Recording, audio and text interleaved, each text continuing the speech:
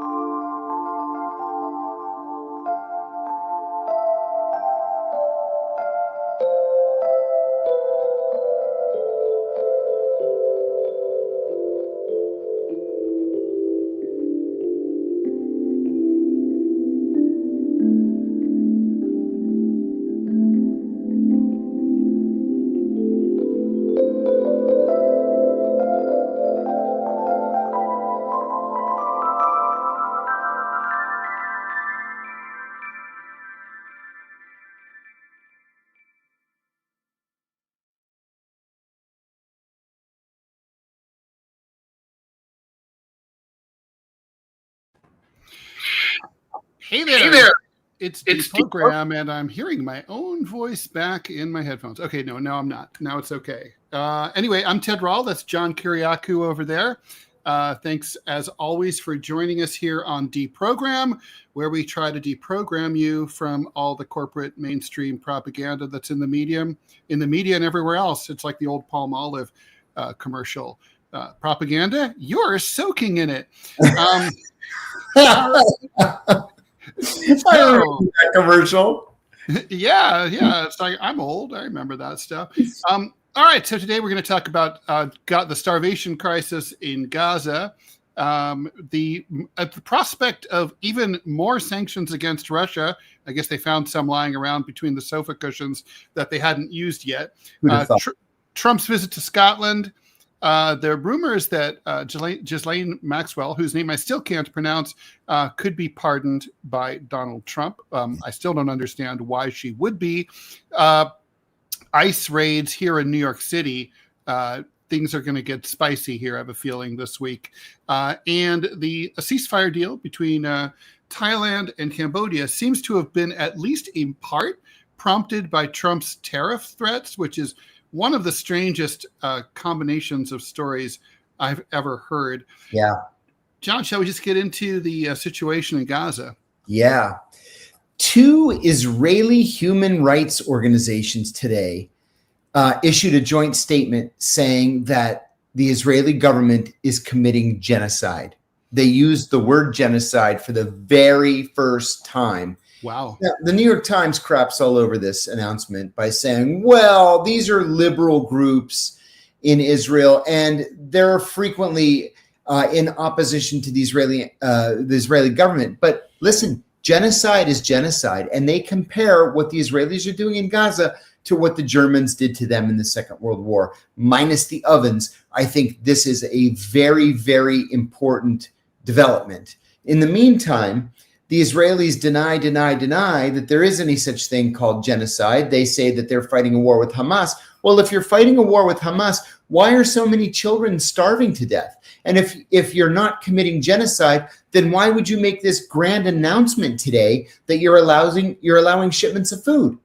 If there wasn't a starvation policy, you wouldn't need to make an announcement that you're sending in plane loads of food being dropped on pallets and parachutes. Not to mention it's a starvation policy that was announced immediately after October 7th, 2023, by the very same people who are still in the government. That's right. And who never retracted those statements or even apologized for them. So, John, one of my favorite comments that came out in the last day was from everyone's favorite Prime Minister, Benjamin Netanyahu. He said that in response to the pressure, Gaza would receive minimal humanitarian aid. That, where we're at, is that's an up. That's more than I mean, minimal. Yes, I mean, because there was no food, none. The policy is to starve civilians. It is. It's to kill people. It is. And so, I mean, aside from the question of, how do you get up every morning and live with yourself? I mean, there's the question of like the messaging, right? I mean, it's kind of like that was greeted totally without commentary by outfits like the New York Times. Like it's blasé, like no big deal. I mean, as the occupying power, Israel has a responsibility to provide ample sustenance and food, water, power, and everything else for the people in the Gaza Strip. And they're like, well, we'll provide minimal. Like, well, that's even before hostilities, Ted, there were 5 hours a day of electricity and 2 hours a day of water. That's all the Israelis allowed. And now even Donald, so, of course, France has already decided to acknowledge Palestine as a state. I think that's a big deal. That recognition is a huge deal. There's pressure now on Keir Starmer, even in the UK. Now, I've always thought that the UK would be the second to last to go. The US would be last. So, I mean, the very fact that Starmer hasn't rejected this idea out of hand, I think is massive.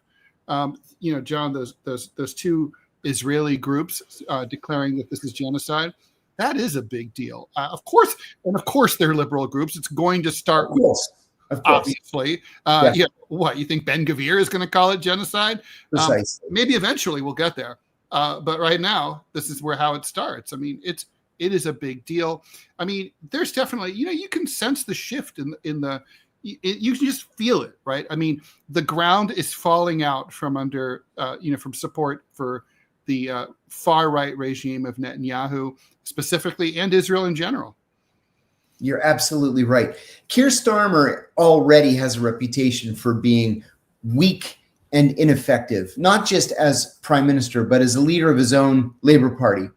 So if we expected leadership from Keir Starmer, we're likely to be disappointed. However, with that said, you make an important point and a correct point that I too would have believed that the Brits would be the next to the last country to turn away from the Israelis and in favor of the Palestinians. I'm going to change that now. And I'm going to say that the next to last country to turn away from Israel will be Germany. The Germans are irrational in their support of Israel, as irrational as American policy is. And they're going to be with the Israelis until the bitter end. And that's because of their history. They feel like they're the ultimate guilty liberals. That's right. That's what it is. They're the guilty liberals.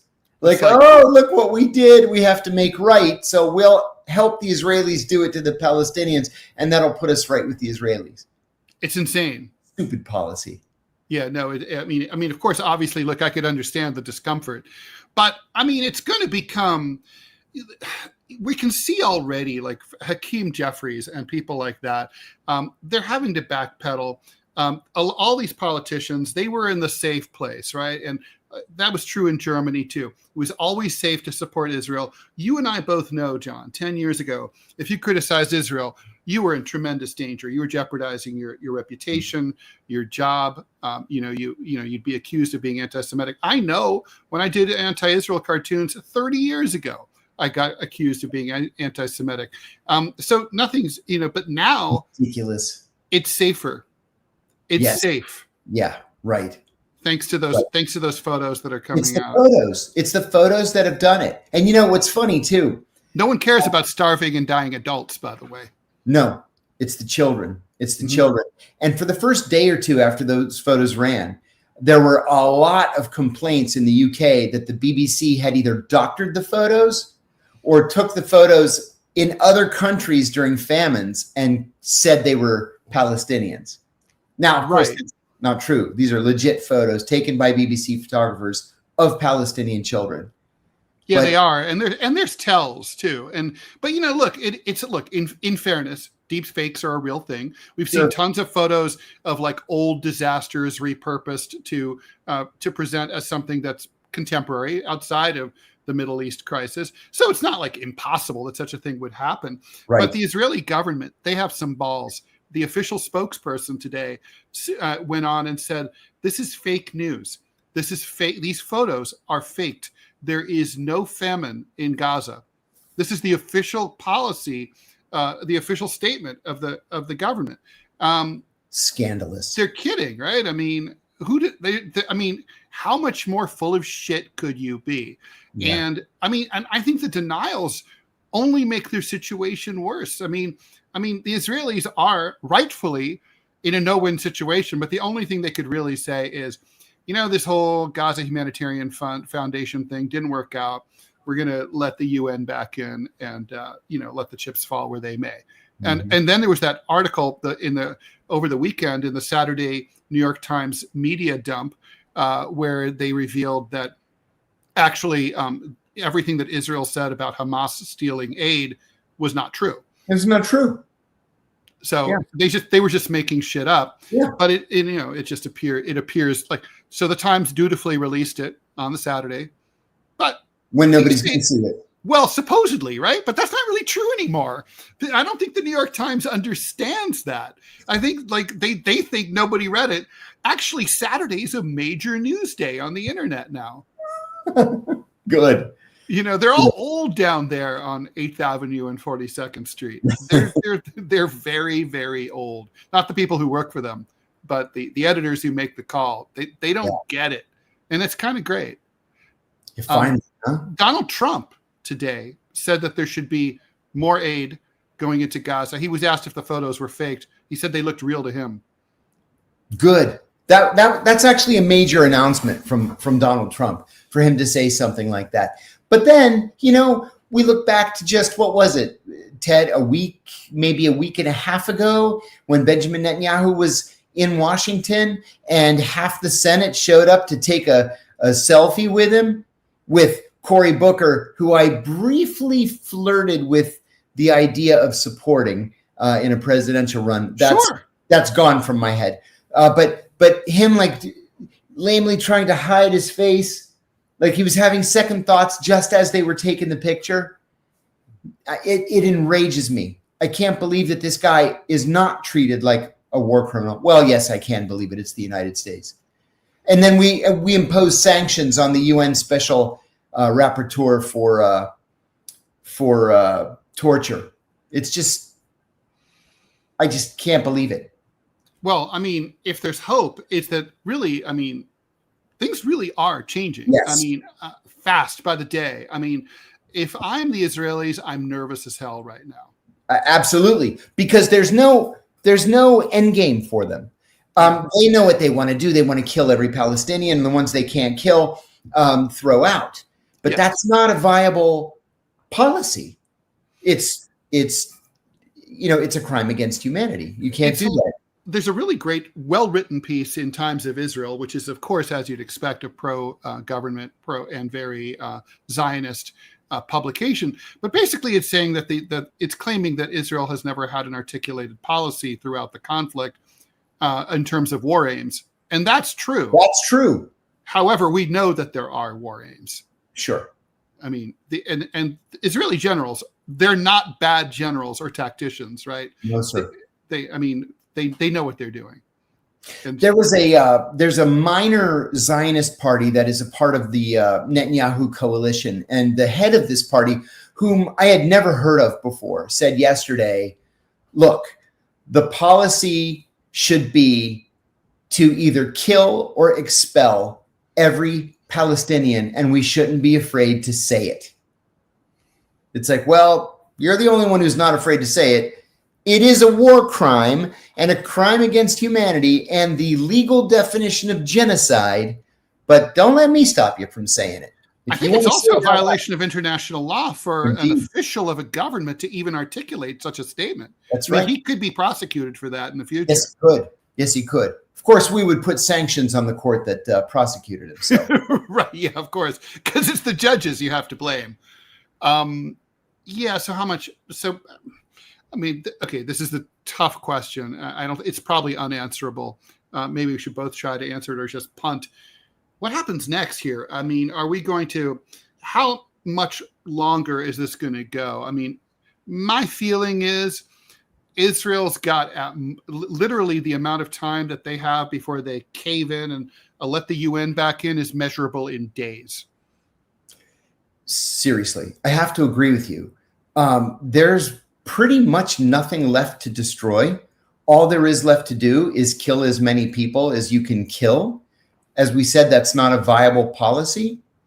And the only way that the Israelis can get out of this is to turn back to the United Nations, declare victory, declare Hamas destroyed, and turn it over to the UN. And then you can engage the Saudis and ask them to join the Abraham Accords, and you can negotiate some deal later. But if the Israelis knew what was good for them, they would declare victory and go home. They could offer Hamas's leadership exile, right? They could That's say, a good idea. we will let you leave. Yes. And you can go to a third country, I don't know, to be determined. And we promise we will not send the Mossad after you to assassinate you later on. Right. Nick Otto has a good question there, Ted. What about the American leaders of both parties who are complicit in this genocide? That's seriously, that is a great question. It seems to me like if you are the country that is the number one supporter, I mean, look, I guess it's a question. What is the role of the United States in this World War II analogy, right? If Germany is Israel, then the United States is a close ally. Like it's an Axis member, like Fascist Italy or Imperial Japan, or perhaps Hungary, or Romania. Any of those like fascist Axis, or the Vichy regime in France. Right. They were all prosecutable. They were all they were all legally vulnerable. We focused on Germany at the end of the war for obvious reasons. But hey, the leader of Vichy France was condemned to death, and then his sentence was then commuted to life in prison because he was 5 million years old. He was like 86. Yeah. But I think, I think honestly, the political leaders of the United States, certainly the president, certainly the leaders of Congress, they should be held to account legally for their role in this. I mean, they set them up, they set the weapons, they set the money, they provided logistical support, they provided intel. I mean, it's people keep, like John, one of the rules that like Zionists who try to equate criticism of Israel with anti-Semitism say is if it's anti-Semitism, if you hold Israel to a different standard than you hold other countries. Okay, but the difference is, when Myanmar commits atrocities against the Rohingya people, we're not paying for them or sending weapons. It's horrible, and it should be condemned and stopped, but it's not really our thing. It's not our responsibility. Right. It's everybody's business, but it's not but Israel is the number one recipient of foreign aid. We run interference for them in the UN Security Council. We provide them with crazy amounts of intel and weapons, $4 billion a year ever since Camp David. And by the way, if Jimmy Carter were here, I think he would say, like, the reason that we're bribing the Israelis and the Egyptians with $4 billion a year is to say, cut the shit and live in peace. Well, the Israelis broke their part of the bargain. The Egyptians didn't. That's right. The Jordanians didn't. No, everyone's doing what they're supposed to do, but Israelis just do whatever the fuck they feel like. I mean, really, it's part of their like national personality, if you believe it's the thing. It is. That's absolutely true. And you absorb that as you walk around Tel Aviv or Jerusalem or anywhere else in Israel. You can feel the vibe that people emit as you're over there walking around. Every Israeli that I ever knew, that's not true. Almost every Israeli that I ever knew wanted to utterly destroy the Palestinians, kill them all, or exile them all, and let the Israelis live happily ever after. Almost every Israeli I know. Even my American friends who are Jewish and who consider themselves to be Zionists. There's one guy who I've been close to for 20 years, and I'm just about ready to unfriend him on Facebook because I just can't take his Zionist propaganda anymore. And then he starts off every post by saying, if there's any anti-Semitism, you are permanently blocked. Well, any criticism of Netanyahu to him is anti-Semitism. Ridiculous. And I'm just about done. I mean, I try not to do that because I like to keep lines of communication open, but sometimes there's really no choice because it like makes you literally insane. Yeah. So, I mean, it's just, you know, I got to agree with you about the Israelis that I've met too. I knew one or two who were very compassionate to the plight of the Palestinians, viewed them as human beings, believed that that the Israelis needed to live side by side in peace and friendship and harmony with them. But that's really exceptional, right? That most of them really view them as rats and vermin, to be exterminated. Just like it is like, what the, you know, like that old joke, like, you know, what is Iraq doing on top of our oil? It's like what are these fucking Palestinians doing? Like infesting our land. Like, why are they here? Our holy land. Yeah. You know, honestly, the only people who are really the only Jews who I know who are really great on this in the United States are people associated with Jewish Voices for Peace or Code Pink or any of the other myriad of and those are big groups, actually. And they're big groups, and they're increasingly vocal. And I think it's absolutely wonderful. Miko Peled is doing yeoman's work as the head of Palestine House here in Washington, D.C. It just opened a couple of weeks ago, and it's small, but my goodness, it's a start. What is Palestine House? It is a meeting space / gallery for pro-Palestinian human rights groups, Palestinian artists, Palestinian musicians. They have programming there several nights a week. It's up on Capitol Hill, and one of the city's big property developers, who happens to be Lebanese American, donated the building, and they have a small endowment, so they're able to make a go of it. And Yellow Banana, even Tucker Carlson sounds sane to me now. Oh my God, I can't tell you how many times I've had that conversation with friends just in the last 2 weeks. Like, well, Tucker has changed too. He's changed. He'll be the first to say so. Yes. Oh, thank you, Dana. Tucker, once he was free of the bonds of Fox News, was able to be himself, his libertarian self. And while he's still completely wrong, for example, on the issue of abortion, I love the guy. I consider him to be a friend, a loyal friend, and he's 100% right on Palestine. And we should join forces. You know, I take a lot of heat about this too, and I know you do as well, Ted, but parties be damned in our country. We should join forces with everyone who agrees with us. We can get so much more done than if we impose these ideological purity tests that do nothing but divide us. I feel really strongly about that. No, I totally agree. You know, I think about I know a lot about the French Resistance. You know, when the Nazis invaded France, monarchists fought alongside communists and socialists. It was like the idea was like, we have an infestation here of Nazis. We can't like be worrying about each other. My favorite example of this was what was his name? The leader, Shah Massoud, the leader of the Northern Alliance. Yeah, Ahmed Shah Massoud. Did you ever meet him, by the way? Once, right before he was assassinated. Yeah, that was on 9/10, right, when that happened. Sure was. So Ahmed Shah Massoud was the legendary general from the Panjshir Valley, Tajik, from the Northern Alliance, and he unified the anti-Taliban, the anti-Soviet resistance, right? Mm-hmm. And he famously convened all these tribes and factions who all hated each other, and they all got together, and he held up a cup of tea, toasted everyone, and said, "First, we kill the Russians, then we kill each other." And remembering that order is very, very important. Right now, we have a major problem. I mean, on a foreign policy front, we're knee deep in militarism, adventurism, and Zionism, and complicity with genocide. We've got everyone who's against that, left, right, whatever. We got to get together.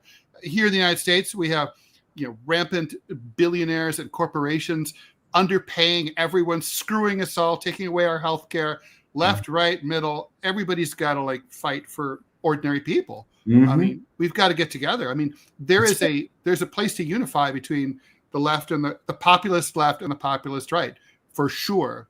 I mean, the populist right has been betrayed by Trump, and they know it. Yeah, that's absolutely true. Reed makes a couple of good points here too. Tucker's not going to cross the Rubicon because his kid actually does work for things. that is true. And it's not just Palestine that he's right on. He's also talking about Zionist manipulation in the United States. He and I had a long conversation about that, actually, about Israeli intelligence operations in the United States, and how the Israelis, for decades now, have been spread out all over the country trying to infiltrate our defense contractors and steal our defense secrets. Because we only give them 95% of what we have. They want the other 5% that's the Israeli way. Yeah, it's the Israeli way. Yasutaki, thanks for joining us. All right. All right, are we deprogrammed on Gaza right now? Yeah, I'm all fired up about Gaza. There will be. Oh, me too. And by the way, seriously, for people who are coming to this point of view belatedly, welcome. And thank you. And better late than never. And we're not going to give you shit. That's right. But seriously, welcome aboard.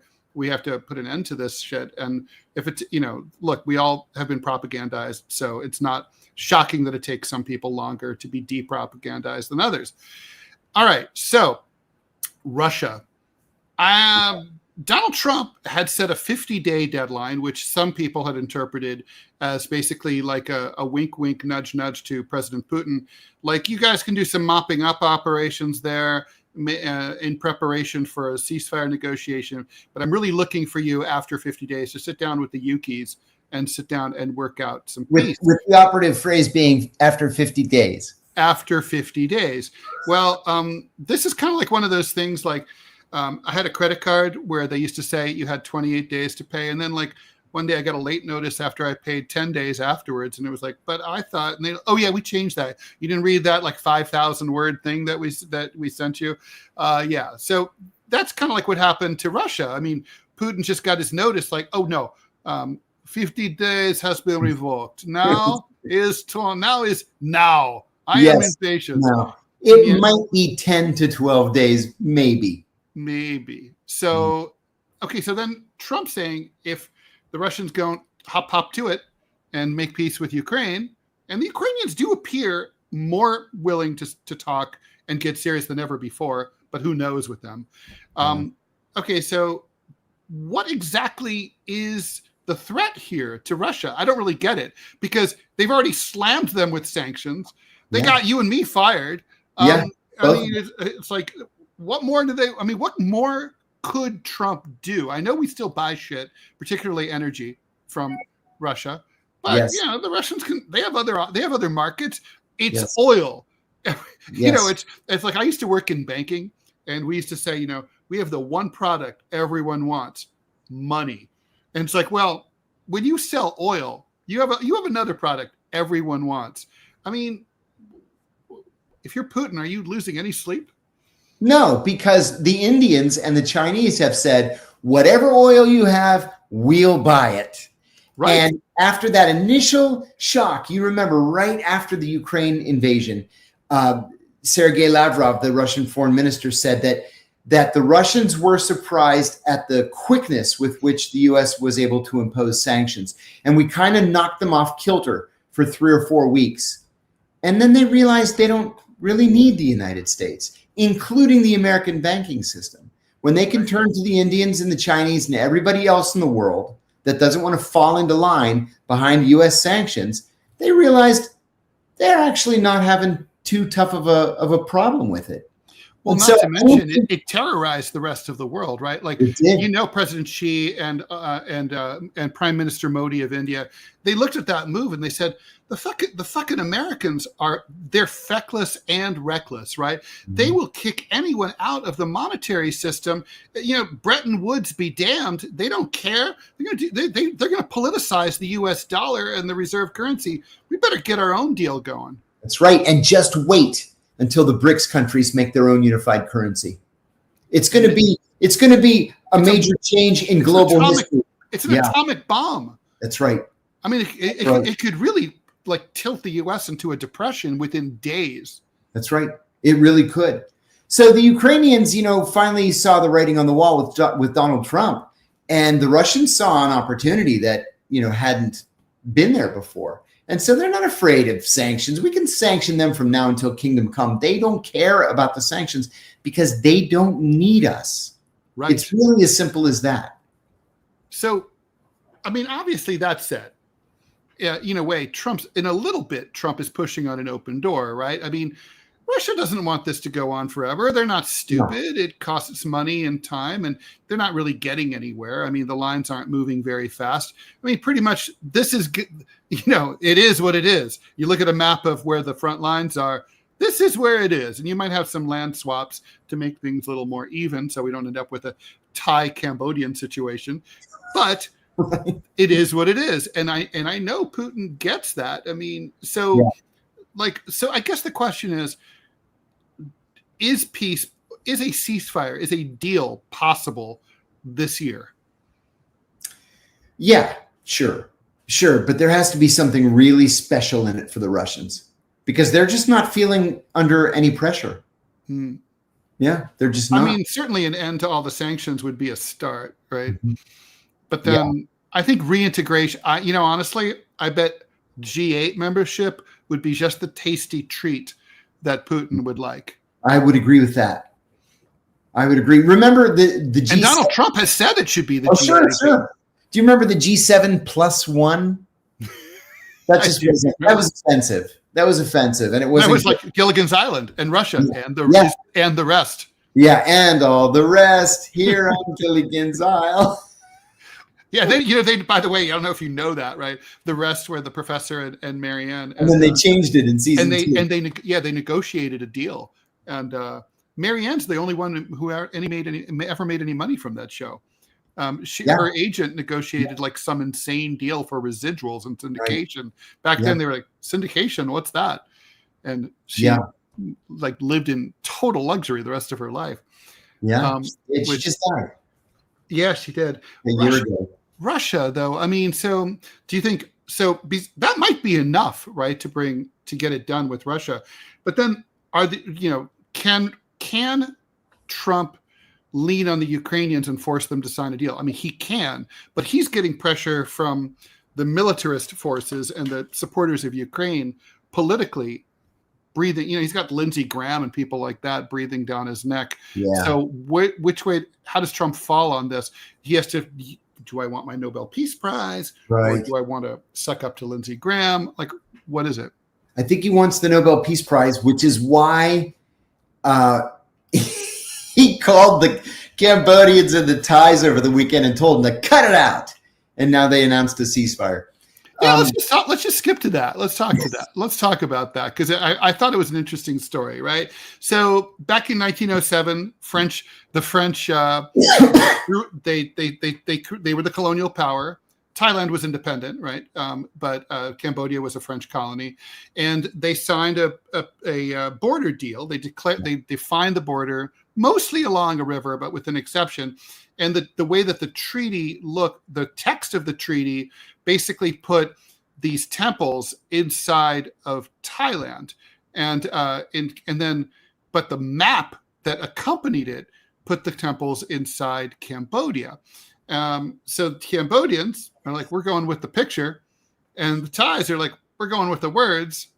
I love this whole thing, and so they've been like at it for years over this, although for most of the time, no one cares. Basically, for 5 days, there's been fighting across the border with heavy artillery, and some F-16 action. The Thais, as we talked about last week, obviously have the military advantage overwhelmingly. And basically, over the weekend, Trump said, we have an August 1st deadline for all of the tariffs with every country on earth. And if you two rascals don't cut the shit, you guys will get hit by massive by massive tariffs and bring it to an end. Now, so Thailand, I get, they have a lot of trade with the U.S. Yes. Cambodians don't have shit. No. They sell us a few trinkets. Yeah. Yeah. So I think with the Cambodians, they just want it to be over because they're getting their asses kicked, right? Agreed. Okay. Yes. That was my take. So the Thais want it to be over. The Thais are motivated but whoever heard of ending a war with a threat of tariffs?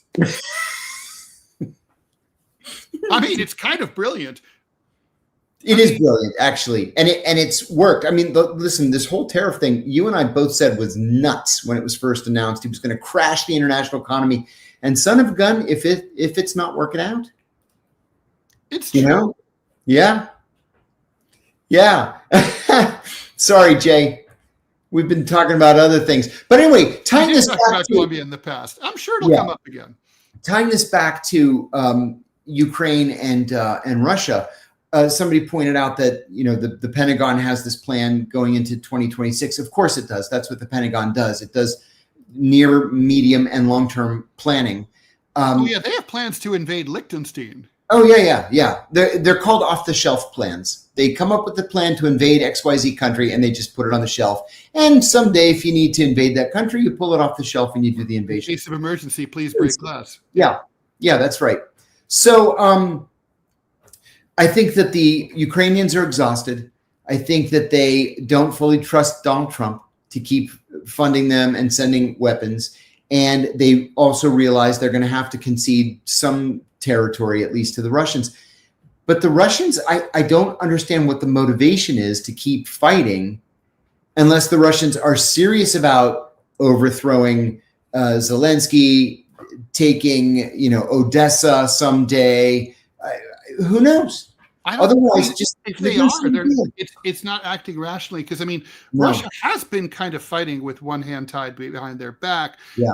They have not committed the full weight of the Russian military to this project. They've treated the Russia-Ukrainian war as kind of like an important project, but one of many, not like an existential fight for the Russian Federation.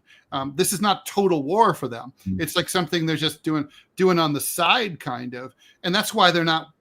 If they threw everything they had at the Ukrainians, they would overthrow Zelensky and overrun the entire country. Absolutely. So what's going on? I don't know. I'm wondering if they're trying to put so much pressure on Zelensky that the Ukrainians rise up and push Zelensky out. Let Zelensky take his money and run to London, and then they might be willing to sit down and negotiate a settlement with whomever steps in and it fills the void. I don't know. Otherwise, the Russian position over the last several weeks does not make sense to me. Yeah, this is the old Cold War thing about a mystery wrapped in an enigma. That's right. Yeah, a riddle wrapped in a mystery. That's right. Russians are hard to figure out sometimes, and yet they're also the most straightforward people in the world sometimes too. Yeah, sometimes they are. Yellow Banana. That's one of the issues. The Ukrainian Constitution. What election?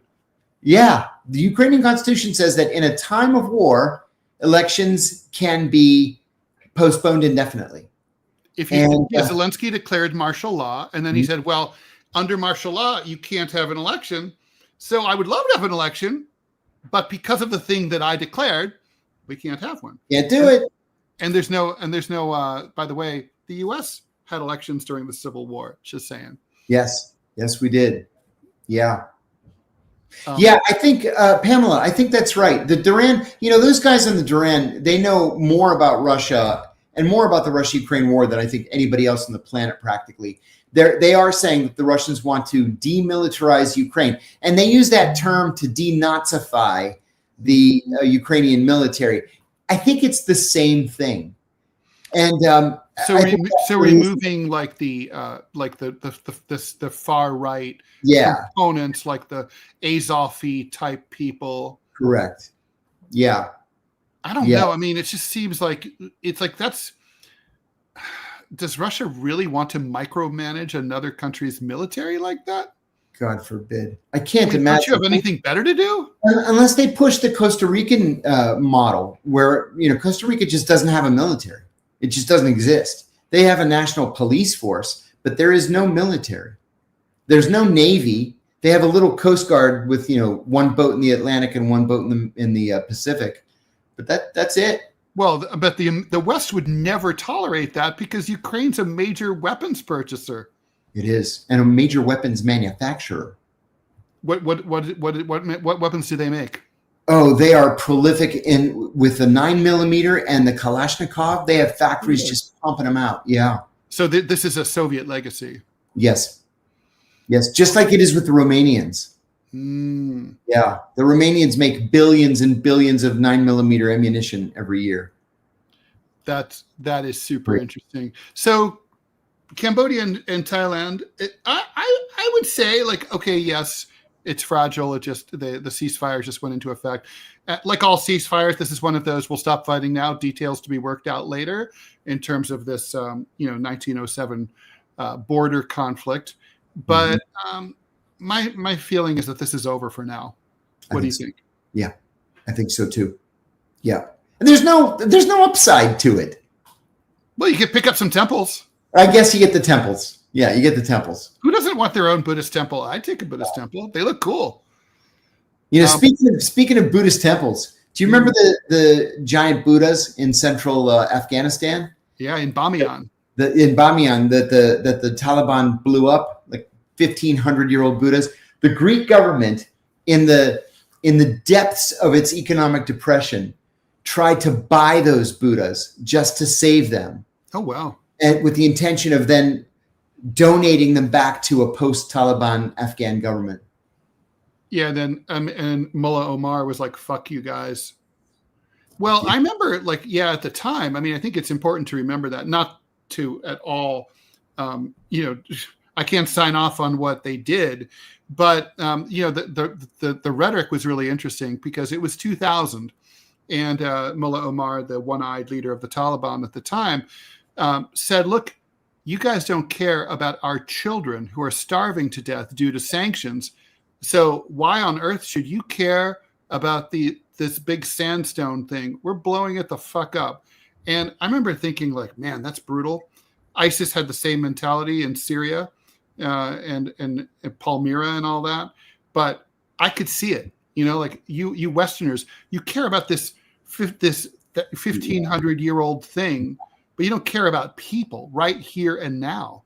Yeah, isn't that the truth? First, I want to thank USC. And to answer his question, my first couple trips with the CIA, I went to little teeny tiny piddling countries that nobody would even pay any attention to.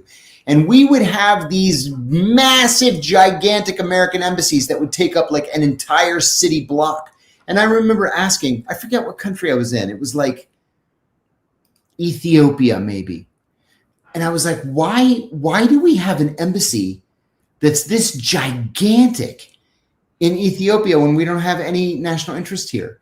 And the station chief told me, because we have to make sure it's bigger than the Russian embassy.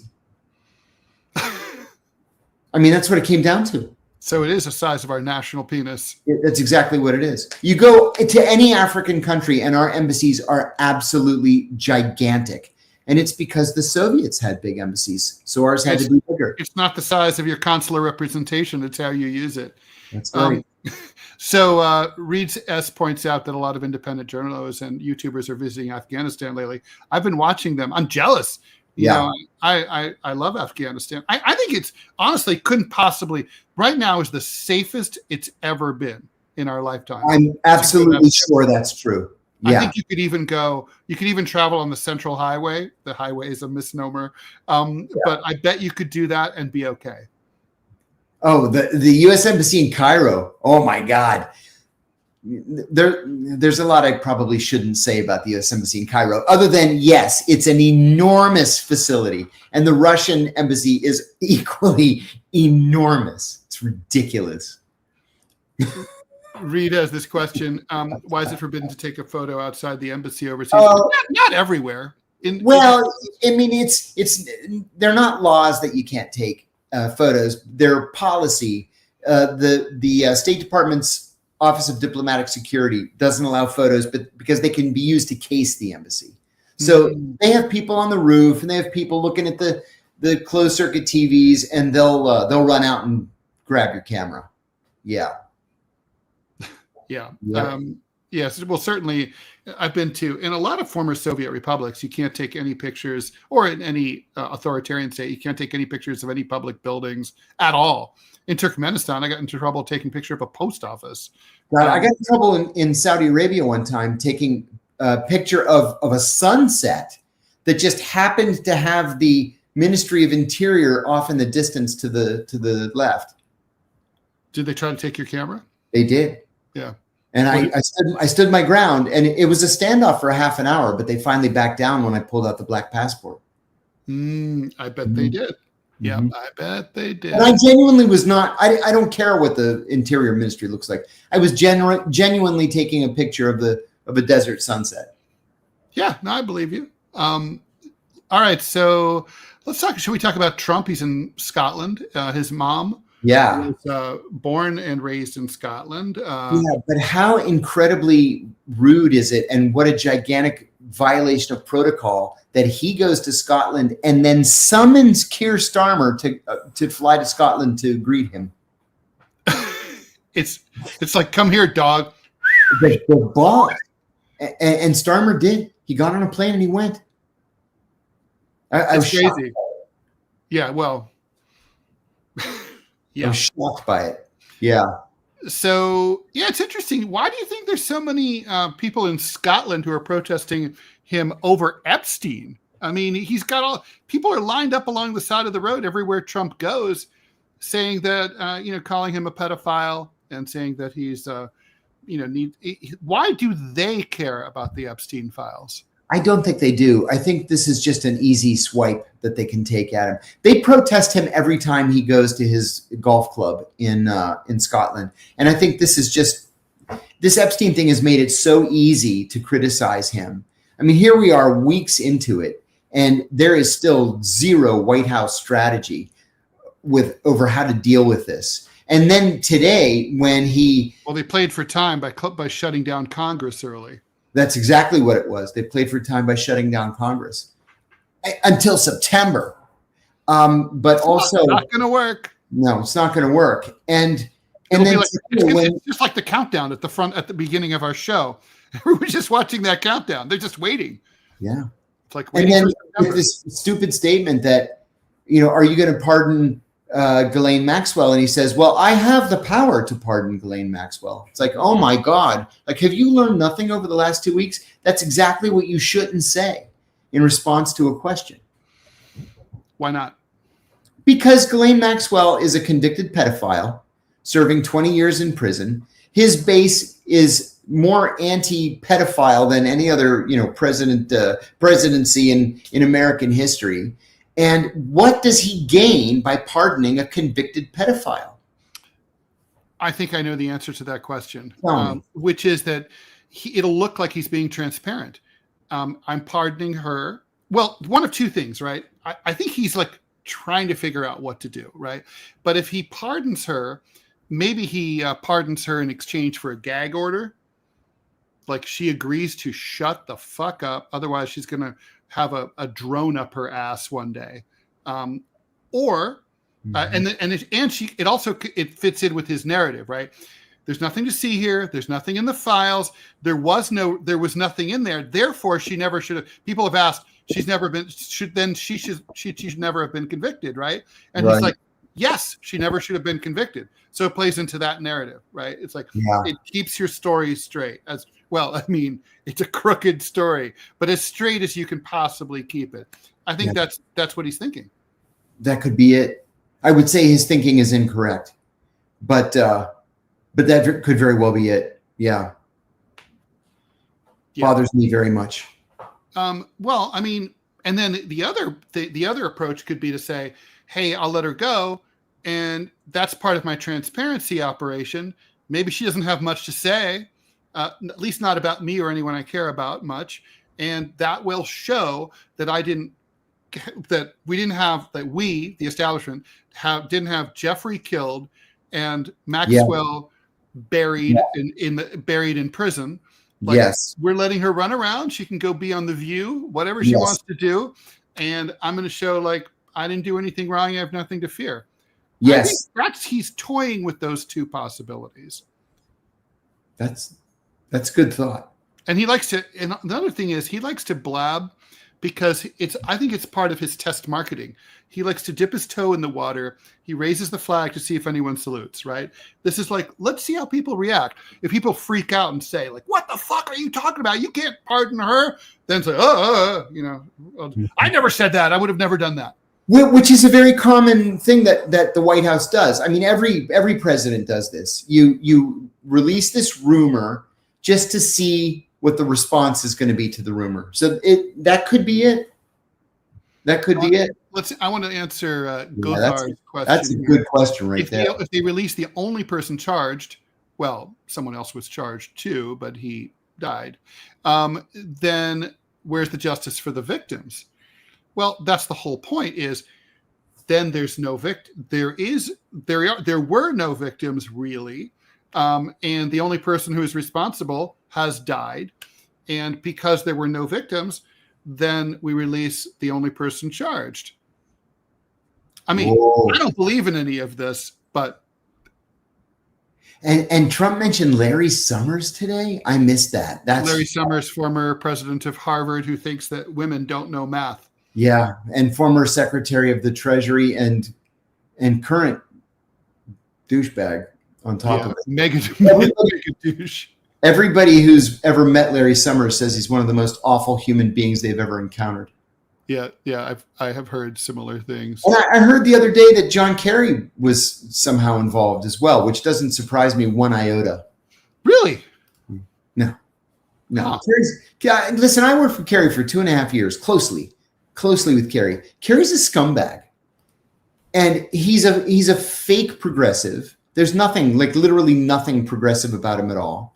And then he'll do just stupid shit after stupid shit. Like, for example, I've been working for him for a year, and he bought a yacht. And it wasn't just a yacht. It was like an ocean-going ship, right? And the sales tax on it, or not the sales tax, but the mooring tax on it was $6 million in Massachusetts. So he registered it in Rhode Island, which doesn't have a mooring tax. And what he did, he has a big house on Beacon Hill in Boston. He's got a giant ski lodge in Idaho. He's got 120 acres in Western Pennsylvania. He's got houses all over. A house in Georgetown.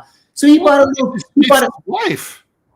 Well, no, he's got as much money as she does. Oh, is that true? Oh yeah. He was Teresa loaded. Hines is from the Hines Ketchup. Yeah, John Hines' wife. She's lovely, by the way. Yeah. So Kerry bought this little tiny condo in Rhode Island so he could have a Rhode Island address and save $6 million by docking his ocean-going ship there. And then there was this uprising, and even staff members. We went to the chief of staff, a really good guy who's actually a member of the Kennedy family. And we said, David, this is a really bad look. We're supposed to represent him, and we're out there and people are bashing us over this failure to pay the mooring tax. And eventually Kerry moved the ship back to Massachusetts and paid the $6 million. So disappointing. Do you want to answer Reed's question? I missed Reed's question. You got it there? What, Mr. Kiriakou? Thank you. Oh, that's actually silly. So Reed, a couple of nights, a week or so before I left for prison, I was at my wit's end trying to save myself. So I wrote him an email to his private personal email address. And I said, well, by then he was Secretary of State. So I said, Mr. Secretary, I'm begging you to help me. Please ask the president if he'll commute my sentence. The conviction would still stand, but I could work and earn money for my family and keep my family together and put food on the table. And he waited 2-3 days, and then he wrote back, and all the email said was, please do not ever attempt to contact me again. And that was the last time I heard from him. That is cold. Yeah. I'm sorry, John. That's brutal. It was awful. It really was.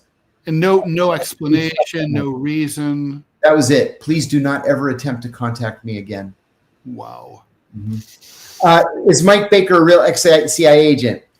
You have a minute? So I replaced Mike. We've got time.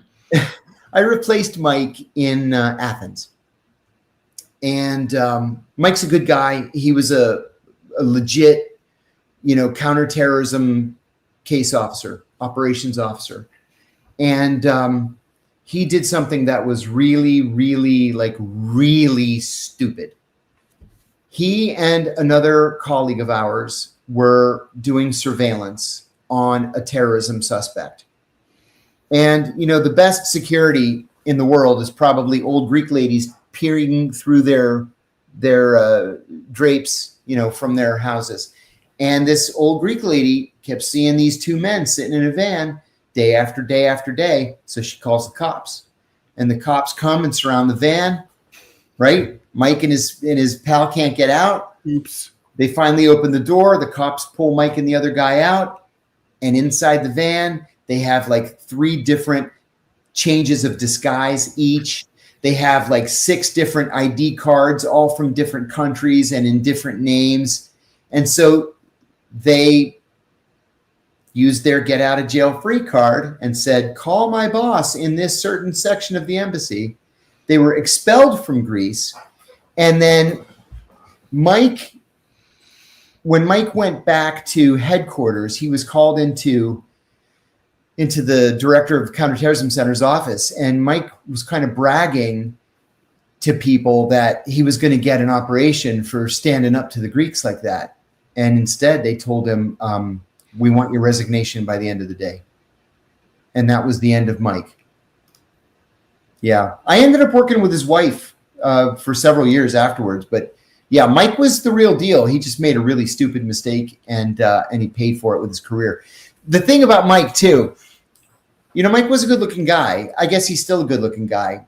No, this is well before Cover. He was a good-looking guy, so he went into male modeling, and he made a couple thousand bucks, modeling, whatever. And then he tried to get his own show at Fox News, and it just didn't work. He ended up pairing up with a KGB officer and opening a security consulting firm in London. I remember they did security for Madonna's wedding to Guy Ritchie. But Mike never really made money like he thought he was going to, and he never went back to the agency. Got you. John, let's talk about ICE. It's in 4 minutes. It'll be 6 o'clock Eastern time here in New York City. A major protest is scheduled at that time in City Hall Park in Lower Manhattan. ICE is bringing the big show from LA to New York. They're going to be flooding the zone, according to the Department of Homeland Security. They're bringing in their military hardware. They're going to be grabbing and snatching as many brown-skinned people as they possibly can. The Washington Post told people, stay out of the area. It's going to be hell. Yep. And and I have several friends who are like, oh, should I tell my friends to not go outside? I'm like, yeah, tell them to take the week off from work, So it's going to be ugly. It's, most of this activity is going to be happening out in the outer boroughs in Bronx, Queens, and Brooklyn, where they have a much bigger minority population. I'm reminded of that quote from Casablanca, where Humphrey Bogart advises the Nazi major, wouldn't be good to invade certain neighborhoods in New York. ICE is getting ready to invade certain neighborhoods in New York. I have a feeling they're going to find it about as spicy as they found it out in LA. The locals don't like it. We don't like it here. And I wouldn't be surprised if there were clashes this week. The New York Times said this afternoon too that the level of raids that are expected in New York will dwarf the raids that we saw in Los Angeles. Wow. This is big. This is going to be very big, and we should probably expect to see some violence. I would think so. I should remind people that here in New York City, due to the Supreme Court ruling, this used to be a city where it was illegal to own a handgun unless you were a celebrity. That's not true anymore. No. You can legally go out to, Tennessee, buy a gun, bring it back. Hell, go to Long Island and buy a gun. Right. And a lot of people just cross the border into Vermont and buy a gun. It's really easy. I'm not encouraging it, but I do think it's likelier than not. I mean, I should point out it's also been a long, hot summer. We're now in the 5th consecutive week of over 90 temperatures. It's been a nonstop heat wave with no end in sight. We have heat indices of over 100 degrees every single day. I've got my AC going 24/7. Someone asked if I had AC going for my cat. Yeah, but mainly for me. But it's like, my cat's a Russian blue, so he doesn't really like the hot weather. But it's definitely it's horrible. So, and I think there's also going to be a lot of resistance. There's organized resistance here. Advocates for, and I think a lot of non-migrants will help their migrant fellow New Yorkers. I mean, I would. It's against the law, but I would. I would. Yeah. There's no choice. Morally, I feel like I have to. John, did you hear about the case about this 82-year-old IRA veteran? Yes. Oh my God. So what the fuck? So oh my God. This dude is 82 years old. He was convicted back in 1983 of trying to buy rockets to attack in New York. Because, in New York in the 80s was a wild time. You could hang out at Studio 54 and buy rockets to attack the Brits. I'm sure it was probably just a fucking the usual FBI entrapment sting operation. Sure. But anyway, the point is he was trying to buy it. He was the leader of this thing.